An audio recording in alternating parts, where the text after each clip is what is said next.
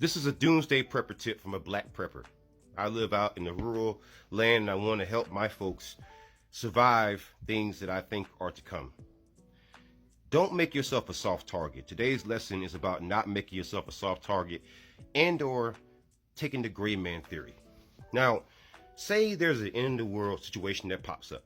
You have several options, but the main two you're going to find is to become inconspicuous, meaning that you don't want to be seen, or if you are seen, making yourself the most unappealing target possible. I chose the latter route. I would advise most people take the first route. Take the gray man theory. Gray man theory is to make yourself inconspicuous, blend in. Don't be seen. But if you're like me and you're a multiple time combat veteran and you're ready at 100% VA compensation, well, I don't have to hide. You see, the thing about black folks, the reason why a lot of people attack us in public, the reason why some people show up in supermarkets and movie theaters and some of our churches is because oftentimes we present ourselves as soft targets. Now, the reason why, I work in journalism, whereas I expose police officers who commit crimes. That's what I do. I'm a law enforcement whistleblower. And the one thing that I've noticed throughout my journey is that cops, as much as they talk about wanting to hurt me, they never do. Why? Because they realize I'm a combat veteran. Whenever cops go up against a combat veteran who's willing to fight back, I ain't talking about the combat veterans who they catch off guard when they're sleeping, when they're just doing something else. The ones like me who are ready for you and will fight back. Well, you look at Michael Xavier Johnson, Robert Eugene Long, you look at Chris Dorner, you look at a lot of veterans. Yeah, you might get us in the end, but they get a lot more of them than they get of us. So I want you to understand, cops, and people who are white supremacists, people who want to come and harm you, they have to take those things into account. Like, for example, you have to make yourself a very, very hard target. Easy targets are people who live in urban cities, who live in these apartments that are easy to be swarmed by SWAT teams. Harder targets are people like me who live out in rural areas where we have large areas we can easily reinforce it. And out here, you can have your own shooting range. So, you just rolled up accidentally. Oh, I'm sorry. I thought you were a freaking deer. My bad, officer. Stuff like that can happen, and you can legally justify it. See, that makes you a harder target. See, but a lot of times, we will send our children over to these freaking sleepovers. We will send our children over to these freaking Boy Scout meets. We will send our children to all kinds of weird people and let them babysit them, and something happens to our children. Or, some of our women will be very, very trusting in certain situations where you shouldn't be so trusting. A lot of our men, you get these young men who will go over to these overseas countries. Like, we got the passport bros now. Some of them have met an untimely demise. Because again, when you are out of your element, when you are unprepared, when you are a soft target, you will become a soft target. Some of y'all are walking around like people are taking this stuff, what you're seeing on the news and in everyday life, as a game. It's not. It's not. So let's go over some things that can make you a soft target. Number one, being alone and not having a network. I don't care if you are a black person and you have white friends, you have friends of other races who can help you. So long as you have some kind of network, some kind of support system, have it. I would prefer it if you have at least some black people in your network that can understand the stakes in which your life has to actually unfold, and it would be nice to not have to explain certain things as you would have to explain it to certain other groups. But again, having a network, having a support system helps, right? Because without that, people can just easily come after you. People can easily rob you. People can easily do all kinds of horrible things to you. And without that support system, you are out on the island by yourself. You can't rely on law enforcement to protect you. They are not even constitutionally required to. A lot of people don't actually know that, but that's actually true.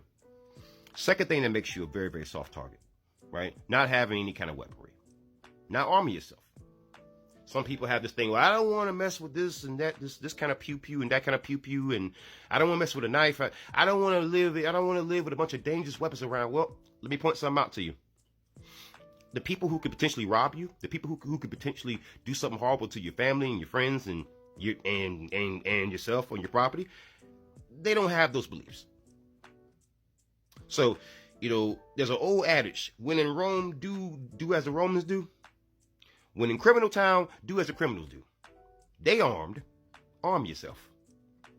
Especially women. Women set themselves up for failure in some cases. Certain women, not all women, but in some cases they will set themselves up for failure by not arming themselves. Arm yourself. Protect yourself. Because let me tell you something, man. Like, the fact that when a woman's being grabbed, she's advised to shout fire and not shout, hey, this person's grabbed me. The fact that you have to actually do that, or the fact that you have to walk next to a man and says, hey, I want you to pretend to be my boyfriend. The fact that women have to do that lets you know that arming yourself is probably a very, very good idea. Because if you don't, you're a very, very soft target. Third thing you want to look at, not preparing. Having this thing where you want to live month to month. If you are not preparing to survive for at least 3 to 6 months right now, you're behind the curve. And the reason why I say that is because even if, say you said, oh, you're a doomsday prepper, you got silly ideas. Okay, be that as it may, suppose you have a natural disaster.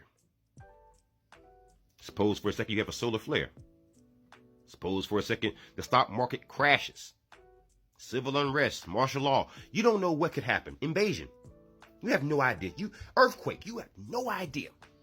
What would you do right now if that would have happened? Would you have the provisions to survive tomorrow? Would you have water? Do you even know how long you can go without water? Do you know how long you can go without food? Do you even have a way to breathe in case the air is compromised? In the past 4 years, things have happened in this country and around the world that can show you, things are very possible. And when natural disasters hit, like you saw in the big freeze in Texas, or you saw with some of the floods, you saw with the Maui fire, with the fires in Maui, you can't exactly rely on the government, right? You gotta rely on yourself. Prepare now.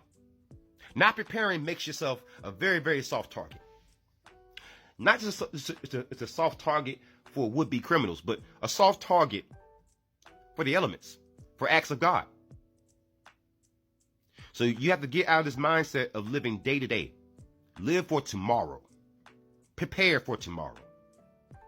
Because if you don't, when tomorrow comes, you won't know what to do.